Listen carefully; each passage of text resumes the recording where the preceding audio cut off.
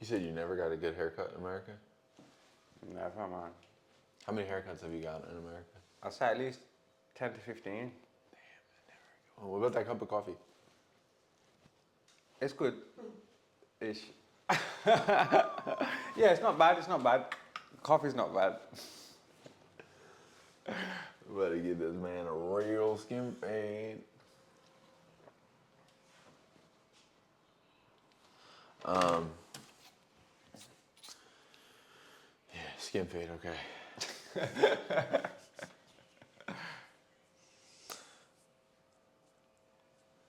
Dude, where do I even begin, bro?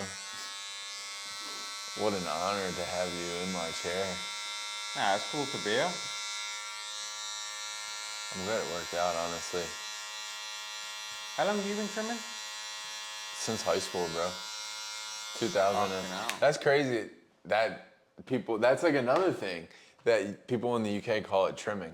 Yeah. Don't no one call that hair? We just call it like haircuts or cutting. Like how long you've been cutting for. In the UK, like, oh yeah, I'm gonna get a trim. Trim, yeah. See, America, trim is an old school term for pussy. No way. Yeah, dude. Yeah, bro, trim. I guess cutting hair. You always cut hair in cool environments. You ever been to the hood? Yeah, honestly, yeah, for the most part. In like nice areas. Or Yeah, the hood? I've cut in pretty much all nice areas, really. Yeah, I never cut in a hood shop. I've never. Would you want it? I bet the whole vibe and energy is completely different. Completely different. I've cut in like something close to like what could be considered a hood shop, and it was very different. But this can get pretty rowdy too. It's just a different kind of rowdiness. Yeah, I hear it. Do you I guess you're pretty desensitized now to the hood, so you probably don't get even like nervous or feel any type of way going in to any of those. Nah, man. Yeah, unfortunately, especially when that's all I focus on is very much to do work. I'm very desensitized, man. Which I'm not sure if it's a good thing. Right. But I can hear harrowing stories, and I guess I feel like it's not affecting me. But I was saying to John the other day, I feel like it's kind of taking its toll, man, hearing all these hood stories. Because every day you're just hearing about violence, murders, and I feel like after a year and a half of doing it, it is sort of taking its toll, man. So that's why I'm slowly branching off. Well, I would imagine. Do you listen to a lot of rap too and like trap? Yeah, man. So you're double dipping, bro. You're double dipping, dude. And it's just all violence. It is, man. Yeah. And that music, as cool it can be, like uplifting when you're going for a gym and for a run. When you hear the actual lyrics, some of them are really deep, dark, and disturbing, man. They really are, and it's concerning almost. Yeah, it is. So yeah, it definitely does get to you, man, after a while. I always just tell people, man, it doesn't faze me. But now, I'm probably going to start doing a lot less hood documentaries in general. Well, I feel like also you've knocked out a lot of major hoods that like really needed to be showcased. Yeah, definitely, man. I feel like I've definitely visited areas which haven't really been documented properly. And quote unquote, most of them are in theory most dangerous, just based on murder per capita. And I feel like, again, this is part of the decentralisation, I guess. So, like you said to me today, why don't you go to Boston? I feel like when you've been to the South, as far as Americans concerned, and you're trying to document violence and murders and gangs, I don't think anything else is going to hit.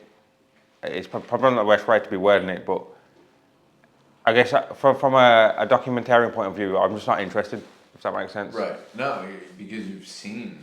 It's almost like being a drug addict and taking heroin and then coming off and say, I'll take paracetamol. Yeah. Yeah, it's true. I mean, you've seen the worst of the worst, so why go see medium worse? Literally, man. And when we was in Mississippi, off camera, they was literally willing to show us a dead body. Holy shit. Did you see it? Nah, man, we asked not to. But what was crazy about that scene, I'm not going to say what town it is, but when we came into the town, it had a missing person sign, and the interview took place minutes around the corner from that sign. How did you even find yourself getting into this and like, oh, I'm gonna go and I'm gonna go and document the city with the most murder. Like who? I'll tell you what. By before the Taboo Room was documentaries, it was interviews, like in a studio. And I guess I took inspiration from Soft White Underbelly. Right. So initially I was doing that, and then as I was doing that, I was getting more interested with hearing, I guess, ex-criminal stories and ex-gang members. And then I got a message from Prince Stray from Old Block saying, come to Old Block and basically interview me. And then after that, I interviewed like 5 or 6 people from Chicago. And I guess it was a completely different world for me initially. So I did that, and then on the back of that, someone said to come to New Orleans and do a documentary on the hoods. And then when I released that documentary, it just changed everything, man. It's something that I enjoyed doing. Everyone was happy to be a part of it. It did like 2 million views, man, in 3 days, the first ever one that I did. 3 days? That was the best performing video till today that I've ever had. But the stories were insane, man. Like you had a woman in there talking about she had AIDS. She's a prostitute and she'll have sex with anyone for $20. You had another guy in there who just beat a murder charge. He's 21 years old and now he's back in prison for double murder, who's in the documentary. I think that was probably the most hectic place I've been, man, New Orleans. I spent 5 days there. And that was the first time in my life where I saw a dead body before the police were on scene. Oh, shit. New Orleans is wild. And now being from the UK, it's not like that over there? Nah, man. To that extreme?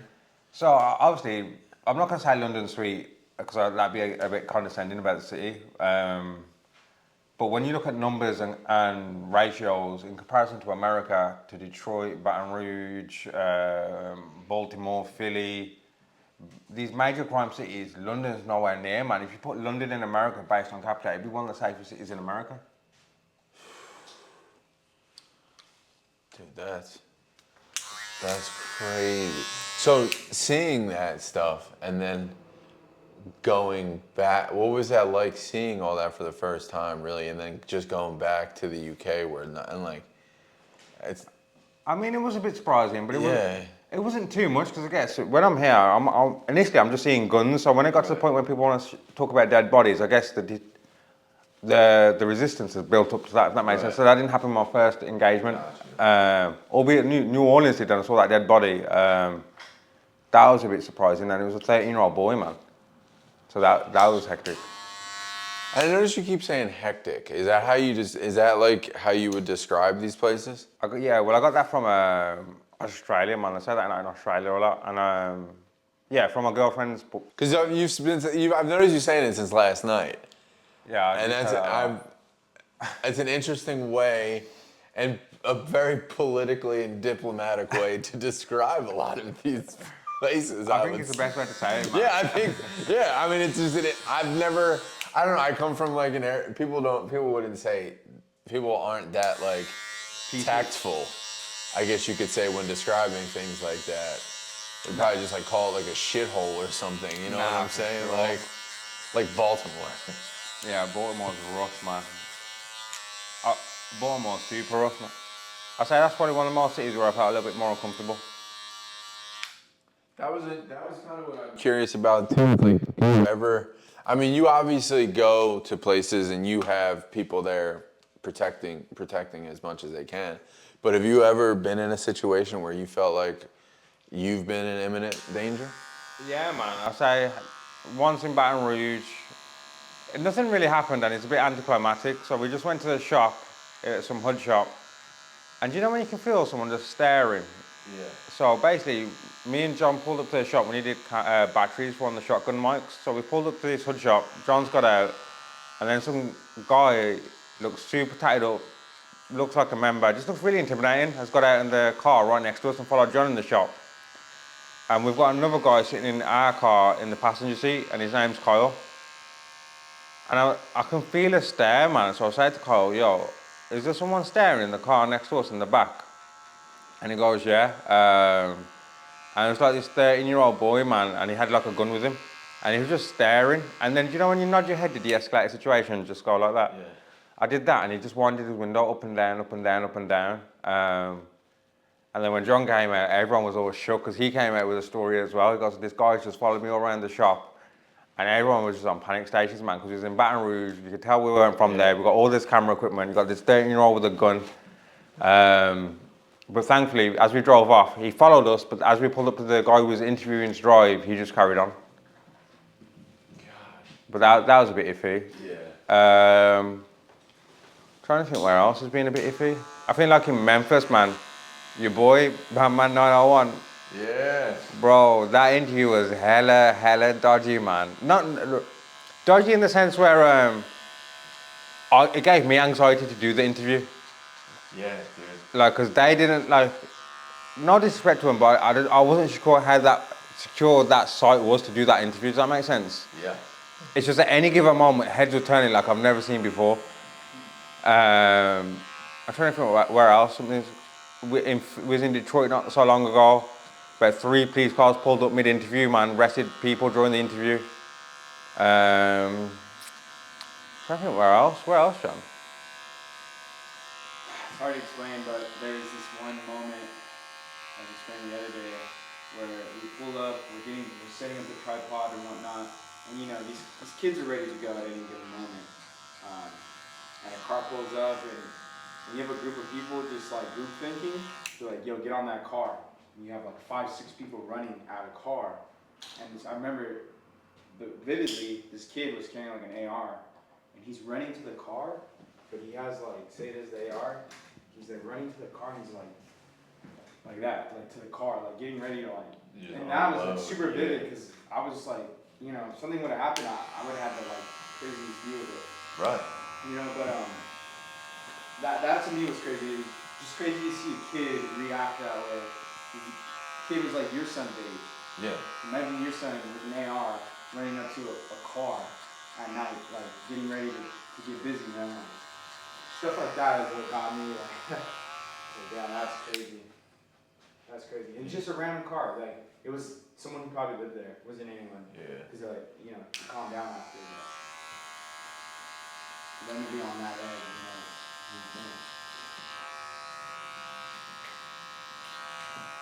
Mississippi's wild as well, man. Yeah, Mississippi's wild. Tell them about the streetlights, man. The streetlights. What's it like? In Greenville. Greenville was crazy. Greenville, Mississippi, man. We did an interview, and they shut out all the street lights, so no one could see. And we was in some dodgy neighborhood, all the street lights shut out, and you had 2 shooters on one corner and 2 shooters on a different corner, man. There was no cars coming in and out.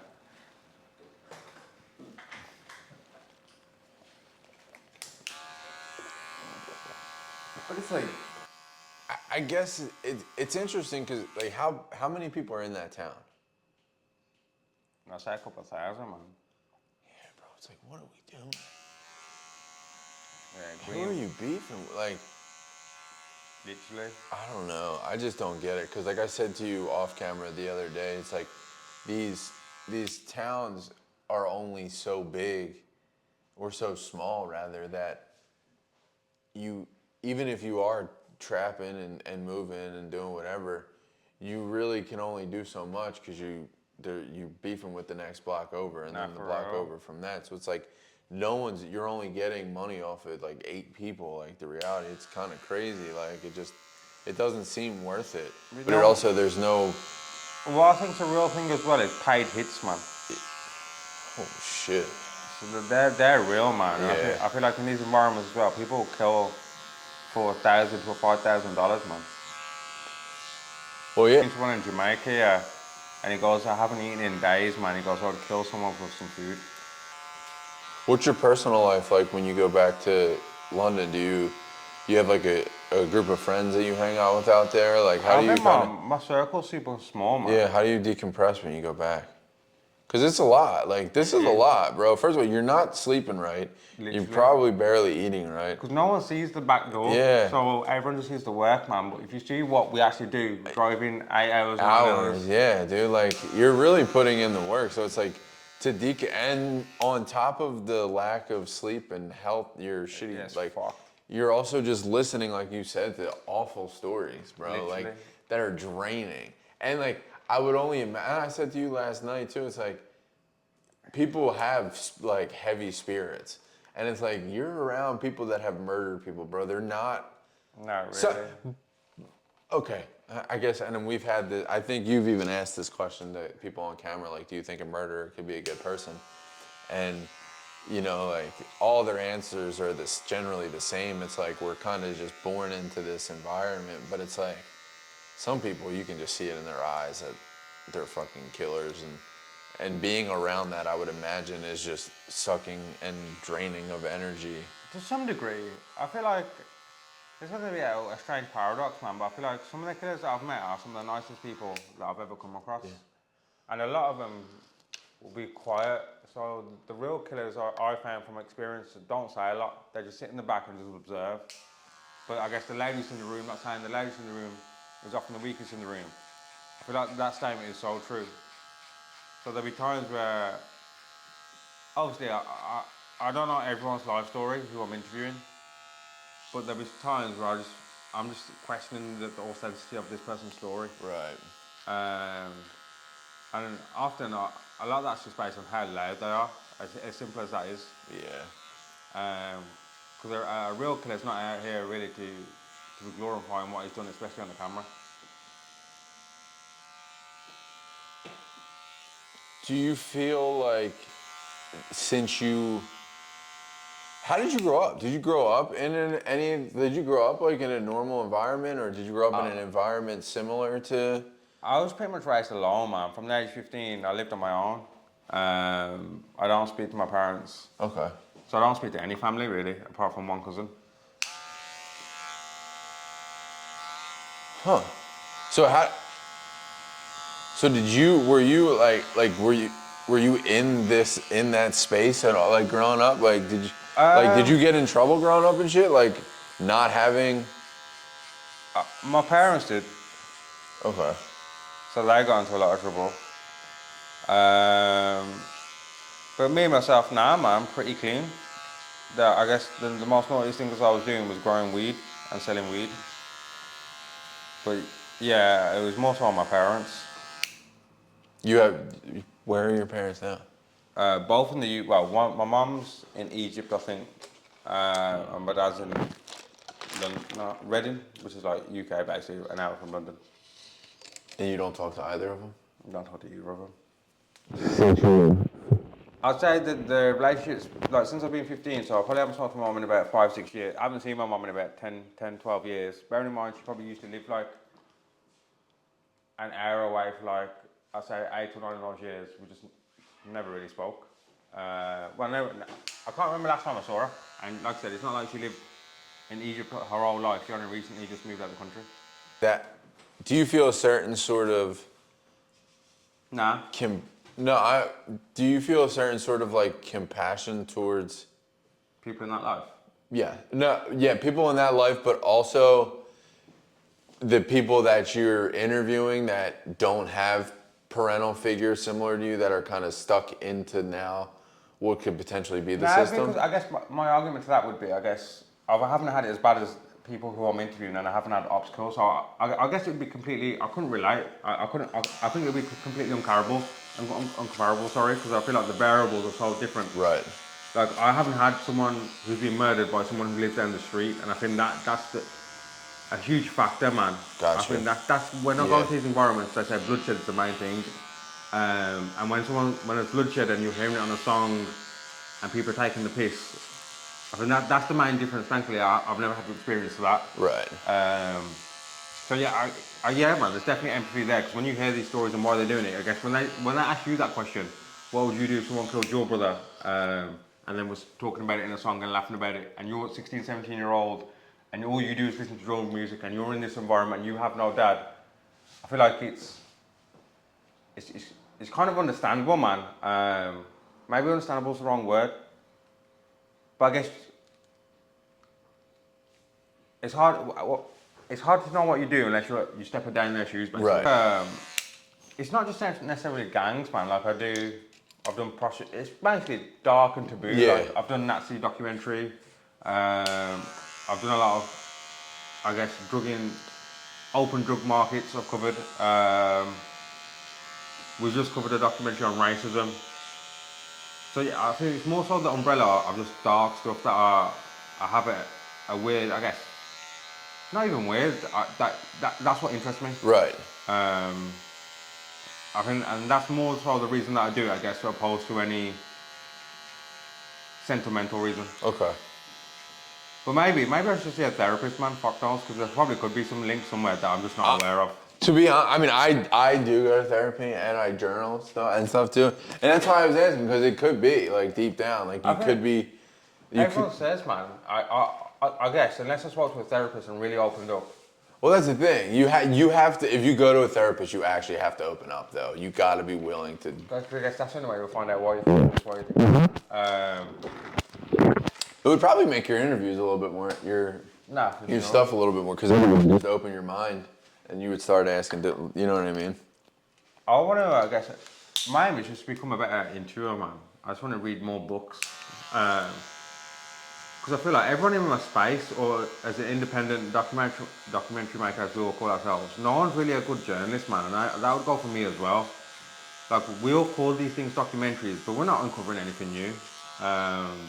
So I feel like moving forward, that's something that I really want to change, man. Like, I don't just want to I just don't want to go from hood to hood, I guess. I will say, not to cut you off, but I actually said to John last night, the way you, because I've watched documentaries on journalists, on like war photographers, on people who have like done some shit. And your willingness to get in that fucking car last night and just go, I said, that's some real journalist shit. Like, it really is. Like, well, we was just in fucking West Virginia, man, and I don't eat anything but chicken. And they was gonna cook me. I was gonna shoot squirrel, and I ate squirrel for the documentary. I guess just to experience it. So yeah, I feel like. Are you a picky eater? Oh, super picky. Didn't you realize last night I was only chicken and rice? I know, that's why I just wanted to hear it from you. I didn't want to just assume. Yeah, super picky, bro. I don't really eat pork, I don't really eat beef. Like, even when I had those tacos, man, I was questioning the fish. Yeah, I know. Yeah, when it comes to food, I don't eat much dairy. Yeah. I really should lay off the dairy, honestly. I don't think it agrees with me the same way it used to. I just can't stop eating ice cream, bro. I love that shit too much. Nah, hear it, man. I fucking love ice cream, bro. But, so does that make it hard for you, being a picky eater and going to all these spots? For sure, bro. Do you know how much weight I lost in West Virginia? Yeah, dude, so do you not eat at Waffle House? I've never been Waffle House ever, man. Bro, you go to all these spots where Waffle House, we don't even have Waffle House up here. Well, I'm trying to think where we go, man. Like, in West Virginia, I remember Mum was living on chicken nuggets, man. So they didn't even have like a healthy option where I could just get smoothies. It was either Mackey's, Wendy's. There was no restaurant, there was no green food store. Yeah. The Walmart had been closed down 8 years ago. So there was nothing. It was like fast food, and it's not like we had time to fucking shoot our own squirrel and cook it. So yeah, man, when you go to the hood, it's fine though, man. You can get that good fried chicken and rice. Yeah. So I'm always good in the hood. But yeah, West Virginia was a struggle, man. I must have lost about 7 kilos in 5 days. Bro, what the? Because like I said, I think the back side to the documentary is super fascinating, man. Like, we're on the road to make a documentary probably 3 or 4 days, probably shooting 14, 16-hour days. You kind of, like, you experienced it last night, man. Like, you pull out, you just wait for a lull, you pull up, wait for the next lull, you pull up. And when you're doing that hood-style documentary, it's pretty much just back to back to back to back to back, and then you're interviewing their ops. Yeah, man. How does that work going from ops to ops? Like, what's that like? Because the platform where it is, and I'm not here, I'm not from America yet. Right. So I feel like that gives me a real... That gives you a lot. That definitely helps because you're That's why, honestly, I'm not gonna lie. Like last night, being from Philadelphia and being there with you, I was like, gosh, I hope these motherfuckers like. No, I'm from Philly. You know what I'm saying? Like, but. No, you're right. So I feel like in London, yeah, I would struggle to probably make the best London documentary on gangs purely because I live in London. Right. So I feel like the same goes here, man. I feel like I got a lot of access that an American YouTuber slash filmmaker wouldn't get purely because I'm from the UK. 100%. But like I said, it has its swing and roundabouts, man, because there's a lot of shit I could do in London, man, but I just wouldn't get the access because I live there, which is massively ironic. That a real $100 bill? Nah. Okay, I ain't seen that before. Hell no. So I guess being down in West Virginia and realizing that there's only McDonald's, Subway, and all that shit, that like also is another conversation that people don't have in America, how there's like no access to actual good food for half these people. And that's why everyone's so unhealthy. Oh, you go to West Virginia, respectfully, people, they're enjoying life to some degree when it comes to food. Did you guys drink Did you guys get moonshine down there? Yeah, man. Fucking hell, got smashed. I was about to say, bro, you probably got fucked up. Yeah, man. People be making moonshine out there. We got told West Virginia. That would be a cool doc. Moonshine. Yeah. So I'm gonna incorporate an element of moonshine within what we just covered, but more so we interviewed. I don't know if that some trail man, Hat McCrory Trail. Have you heard of it? Some famous moonshine guy there who's done a documentary on Netflix. We interviewed him, man. And then we went to some back street house, paid $10. We came out with this water bottle, and it was the nicest alcohol I've ever had, man. When it comes to a spirit, it was just so smooth. They say moonshine fucking make you go blind. No way. Yeah, that's what they say. At least for a little bit, for a couple minutes. Did you lose your vision at all? Nah, man, I don't think I did. I was having a good time, man. He said, I don't even remember. I was just having a good time, dude. We lost sight of why we were there. Yeah, West Virginia is probably one of the most beautiful places I've ever been.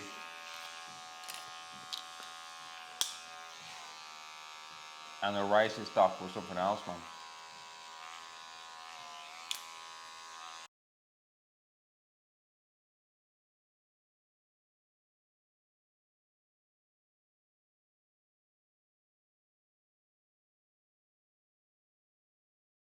If there's someone out there who I really want to interview, I'll obviously reach out. Right. It's a mix of both, man. Like, so if I decide I'm going to Florida tomorrow, I'll hit up people that I'm going to Florida and I'll put it on my story. So the initial one will be me, just letting know people I'm coming 9 times out of 10. But then once people know I'm there, then people start hitting me up, if that makes sense. That's crazy. It's kind of crazy that these people who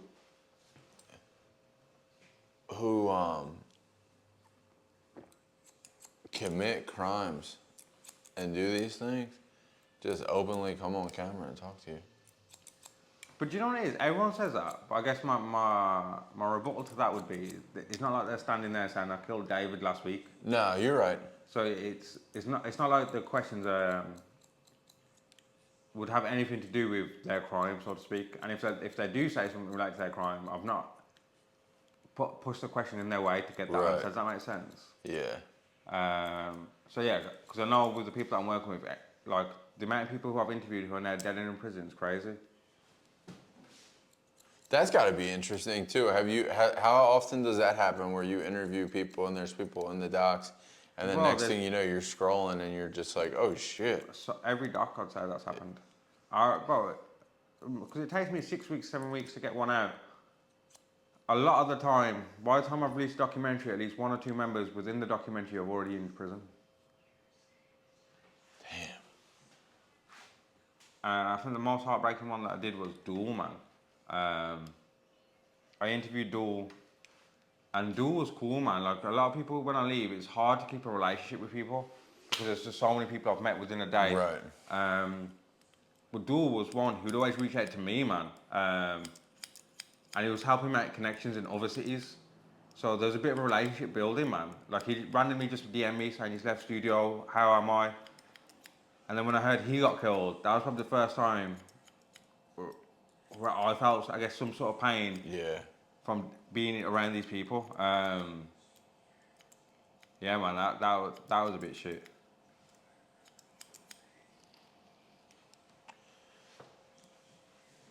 Yeah, and that's what some of these dudes go through every day. Bro, do you reckon I'm going to interview that lady today about it? Yeah, but I DM'd him this morning, actually. I'm just waiting to hear back from him. Yeah, that's I'll cool. check my phone. After this, hopefully interview the. Yeah, what happened to that guy last week? He said, he sent me a message saying the streets were hot or something along them lines after they'd been doing that. But I don't rate him just. Normally, in hindsight, yeah, if someone did that, I wouldn't go back. But Right. the fact that I have little content for this doc, I need to go back myself. Now, there's a really big rapper in Detroit who did this. And I agreed to go back and interview him, man, but I'm just not going to do it.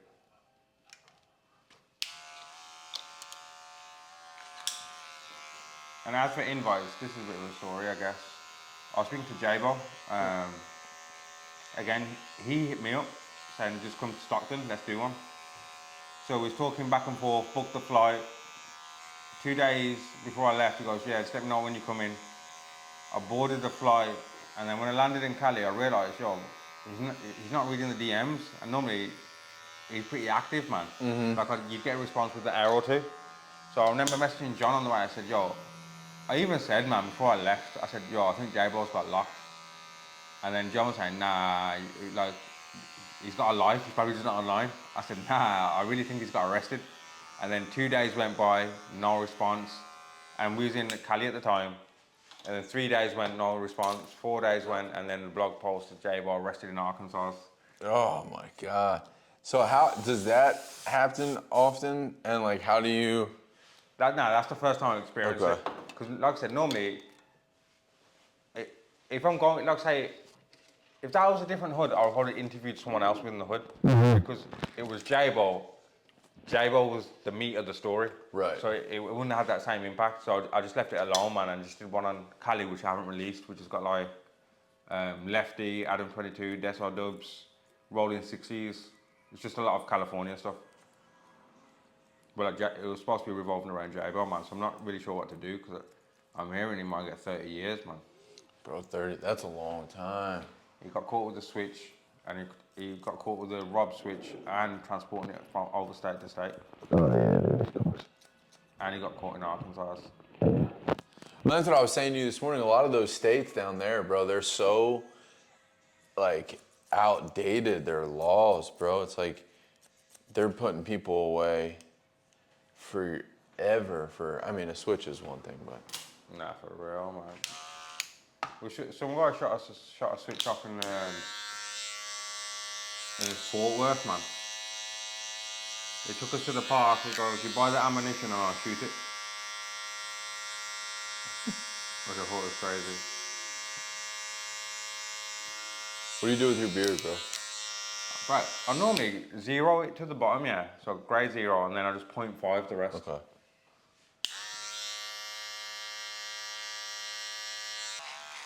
I was so close getting a trim in West Virginia. I had a haircut since I got here, man. How long have you been here? Like 3-4 weeks? I landed on about 3 weeks, 4 weeks. And it's been long, man, no days off.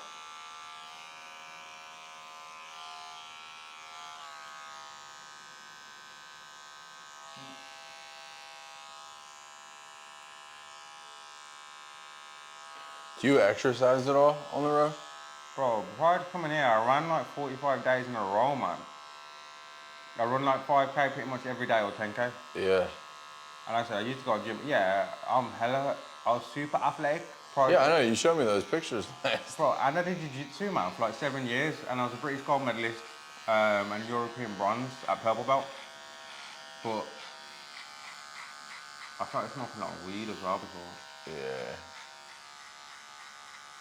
What's the weed like over in the UK? Bro, everyone gets shocked when I say this, yeah. So you're paying They all say it's Cali. It's not Cali, but if you want Cali, it's like $80 for a 3.5. Jesus. Literally. Holy shit. Do a lot of people over there get braces as adults? No, man. I just did it because, bro, I'm getting offered so many jobs to work on TV. But I'm very insecure about my teeth, man, so I thought, fucking, I'll sort them out and then jump on. So, again, I'm just declining. That's probably another reason why I'm declining interviews as well, man. Especially the bigger podcasts, because I guess I'd rather just sort my teeth out and then do it, man. Yeah. And I guess as well, like, if you drop this in 6 months, I like to think the platform will be so much bigger then as well. Like, I think like as a stock market, the taboo is just going up every day, Oh, man. 100%.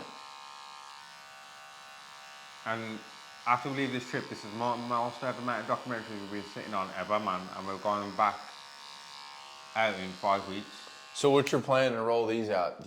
Are you like a weekly guy, bi-weekly, or how are you gonna do it? I'm gonna try and do bi-weekly for the rest of the year, man. And it's just difficult.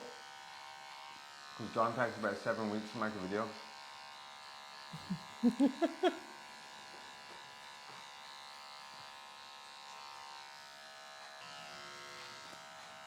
Why? I guess, is dental just not good in the UK? Because that's a thing, bro. Like, it's a thing.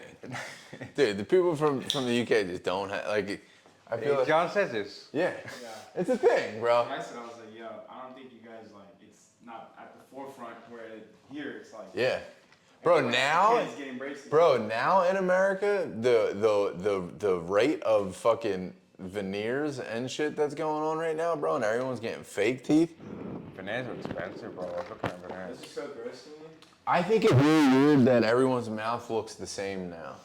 Nah, for If you real. get fake teeth, because like at the end of the day, like braces are one thing, but like you still have the characteristics of your smile. But if you get fake like big old horse teeth, bro. I feel like if you absolutely need it, then it's fine. But if you're gonna go somewhere and get your teeth sawed down, that's crazy. Dude. Crazy, dude. And you go to these like like Mexico or like all these places Oh, to yeah. get it cheap. Yeah. And they have complications like, oh, my teeth are. I wonder why, dude.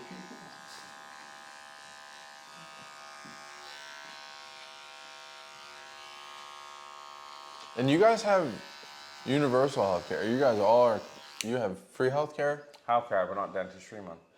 We don't, all right, yeah, I mean, so, all right, this is a question. This is a nice little topic. Okay. How long does it take you to get an appointment at the doctor? Fucking hell, I couldn't answer. I ain't been to the doctor since I can remember, man. But it's not gonna be quick, at least a week. But if you have something broken, you can go straight to the hospital, and it's free. So if you've got a broken arm, they'll fix it for free. Because they, Doctor, it'd be like a week tops. see, okay, that's a hot take, dude, and Well, I've never had a good haircut, you know, in America. Never. And I always walk away, and the barber's like, is it good? Like, yeah, it's good, man.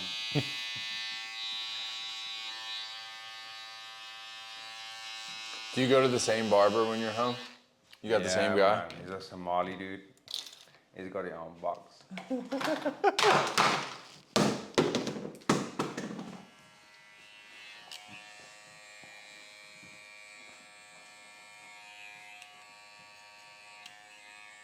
And your barber, yeah, in a no homo way, it's like your girlfriend, bro. It must be like I'm cheating on my barber at the moment. Oh no.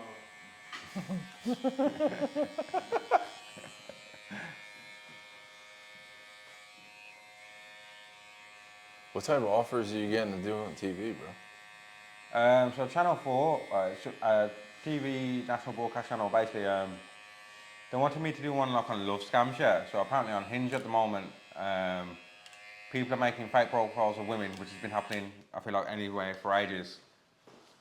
But these fake profiles, let's say we match, you've matched with this really good looking woman, you're talking for a while, she's got everything already set up for fake Instagram, fake social media, you start exchanging pictures, nudes. Then when she gets your nudes, she's got all your social media and she starts threatening to send to all your family. And what they find out is these people are based in Lagos, Nigeria. So the story was, I get love scammed and I was supposed to fly to Nigeria and meet the good person who does it. And I was gonna do it, man, but I just didn't feel comfortable. That's a crazy story, dude. That would be kind of nuts. Have you ever seen the Tinder swindler? Yes. Yeah. Yeah. That's crazy. Dude, I just saw online that it's not like that at all, but it's people right now are using AI to generate fake 911 calls for like fake crimes, so the cops are just kind of distracted everywhere and just like crazy shit. When you were in West Virginia, we had I've heard about this. To put birds. There's something happened to the police force, yeah. our 911 was down. Like you couldn't call 911. We thought it was like an Amber Alert sound, and it was like 911 was down. Yeah, 911 was down, bro. Like you couldn't call the cops and shit like that. One of my coaches is a cop, and he was like, they're probably going through an update. But I don't know. This trim's looking fresh. Pretty long. How scary is that?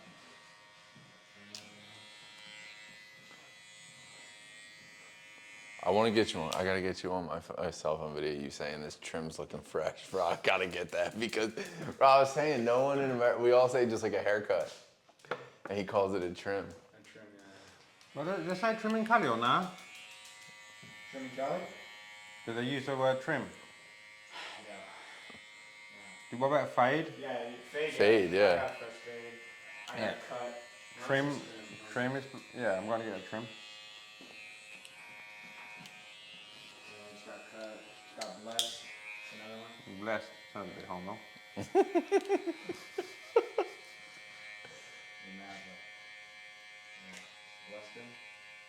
I always think it's funny with barbers and like my friend does this and he does it so hot like when they grab your head for the photo at the end. That shit is so funny. You seen it? My friend does it ridiculous because he knows I don't like it. Like I grab the top of my head like Michael Jordan, you know what I mean? Yeah. Push you. I have one homie that he knows if he gets like too stoned before he comes in, he knows he's too stoned because I'll have to like palm his head. He gets real like yappy and like bobbleheady.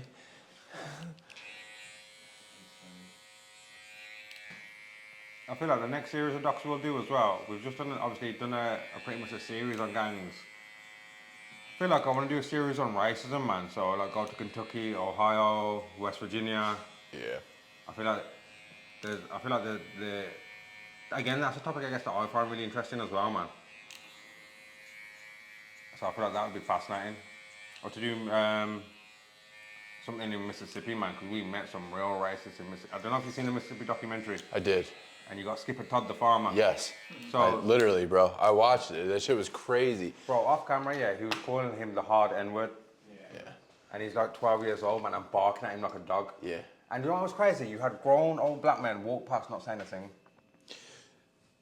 So one thing I've heard, and I've never really spent much time down south in that regard, but I have a friend. So when the George Floyd protests, all that stuff happened, I went down to all the protests in Philly as like a photographer. Oh, sick. And I went down and I was like shooting. I was walking with like friends and stuff. And I had a friend whose family marched in North Carolina back in the day.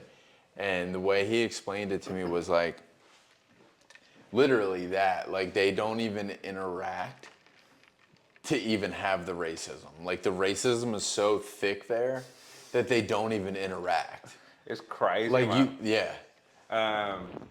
Especially where we just came from, man. We came from a town here called Dingus, which is 99% white, man. Jesus. And bro, you know when I was in the store? It says free Wi-Fi, yeah. I asked the lady for the Wi-Fi, she goes, I'm not allowed to give you the password. I thought, that's a bit naughty. It says Wi-Fi available. Well, I just left it and we just ate our food and left. But Dingus was the place we was told not to go, man. You were told not to go there? Yeah, man, it has a deep, dark history of racism. And they are hella country, man. Like, I was interviewing a guy, yeah, he kept calling me Bubby. Was it Bubby, John? It's like a term of endearment. It's not like a bad. Like, I've never heard that, man. It's like some old-ass country dude, man. Every sentence, like, you know how people say bro? Yeah. His terminology will be Bubby. Yeah. West Virginia are racist, and I don't know they're racist, man. So a guy we wanted to interview, well, we interviewed, says, "Oh, let me put you in contact with someone else." So me and John are standing opposite him. He rings this guy, and he says, "Oh, I got these two African Americans here who are doing a documentary on racism." And I'm thinking, fucking hell, I'm Indian, and John's fucking Hispanic. We got a lot of that stuff, dude. You know, it's like, yeah, the racism is just, it's so mild, but like, and it's just said so casually, like, it's just like stuff like microaggressions, really. Yeah. Stuff like that. Well, it's because it's just ingrained in them, and they don't even know any differently. Nah, for real. Like, yeah, we just got labeled a lot. Like, Aaron got misgendered a couple times. Nah, they got yours right though, and then you use it, trans. But they, they thought Aaron and I were like Iraqi at some point. Like, oh, you guys. But, yeah, it's funny. I'm not just saying, yeah, it's probably the first time I've been happy with a haircut up here. What's that? It's the first time I've been happy with a haircut, man. Yeah, dude, I told you. What about the cup of coffee, too? That was very mid.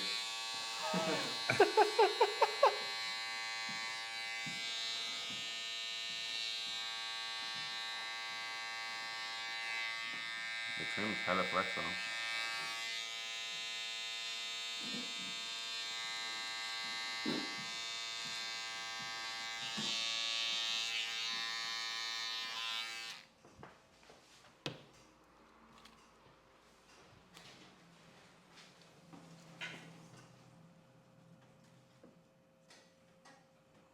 I've got bare grey hair, yeah.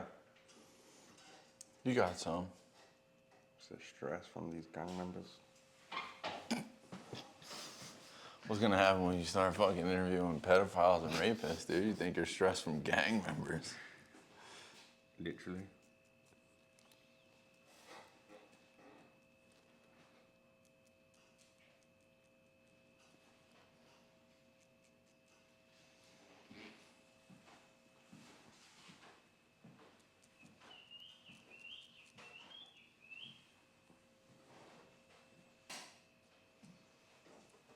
Oh, this trim's fire. I'm not just saying it as well.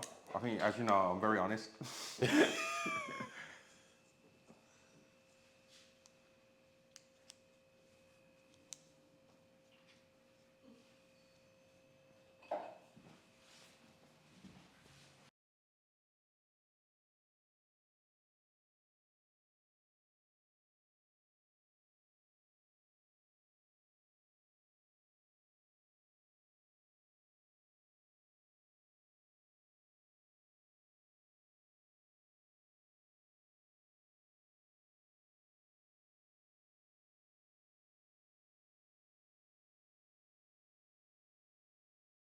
Women that do that. Like, I don't know if you remember, like, a couple years ago, that guy that lived in Colorado that killed his two daughters and his wife.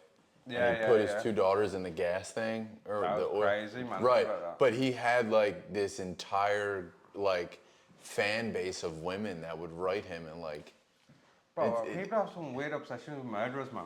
Dude, I didn't really tell many people this, but I went on a date a couple weeks ago with this chick that like followed me on Instagram and TikTok, and I looked at her Instagram and she was super hot. She was like this blonde chick with big old tits. I'm like, oh, she's hot. Like, I'll go. And then like the day of, I had noticed that she was on my TikTok, so I looked at her TikTok, and all of her stuff was with this guy that's in jail. And I like started looking, and everything was like pen pal, pen pal, pen pal. So like everything in me told me to cancel, because I'm like, this is just too much. Like, this is weird. But me being me, I'm like, I gotta go. Like, I gotta figure out what this lady's what she's got cooking, dude. Bro, this woman, this is the craziest story, and this is what makes me feel like there is a group of women who like need to be talked to or helped. Because this lady, bro, she wrote this guy, okay? She started writing serial killers, murderers, like a bunch of people like in prison from this prison site. Started writing them, just like out of boredom or curiosity is what she called it. And she started writing this guy, 10 years younger than her. He's been locked up since he was like 2 days after his 18th birthday, and he's 26. Okay. She's 37. He's literally never lived life as an adult outside of prison. They started writing. They fell in love through letters, so they exchanged prison numbers, so she started calling the jail. Fast forward a year, her son, and her son, who's my kid's age, flew out to South Dakota or whatever maximum security fucking prison he's in. She brought her son to prison. She ends up marrying him, okay? So now she's married. Went on a date with me. She's married to this guy who was sentenced to 80 years. 40 of it was suspended, and he might get out in like 10. But they got married so he could parole to PA, like when he gets out, because he's not from here. But she's like living her life as like a normal. That's crazy. It's like something's not right. Like something's broken in her brain. Like That's a documentary there. that's what I mean. Like there's something there, and like there's definitely more of them. Yeah, because Dharma had a ridiculous amount of looks. Yes, bro. That's what I'm saying. Like there's so many of them. It's weird, There's bro. TV shows I love after lockdown or some shit, where it's like all about that concept, and it all goes left. Yeah, bro. I'm telling you, dude. That would be another interesting, like, super taboo one. Some conjugal visits. Bro, she hasn't even had any. She's married. She hasn't even had any. They've hugged. They got married in the jail. His parents went to the jail. Bro, like none of the, like for the wedding. And her son was there. Like imagine taking him to like jail. Here's your new pappy. The dude's in jail for murder. That's insane, man. And she said his charges didn't match his crime, but then told me he's in jail for murder. So I'm like, what do you mean? Like, how does that not match the crime? Like, how many gates did you have to come through to meet this guy? Bro! No, he's good. He's good. And then she actually posted in her Instagram story like 2 days ago, something about how she likes her men, like, I forget what it was. It was basically like, yeah, like your man is in prison. Of course he's not cheating on you, you idiot. Like, are you that insecure that you need to date like, literally. Not even by his own choice.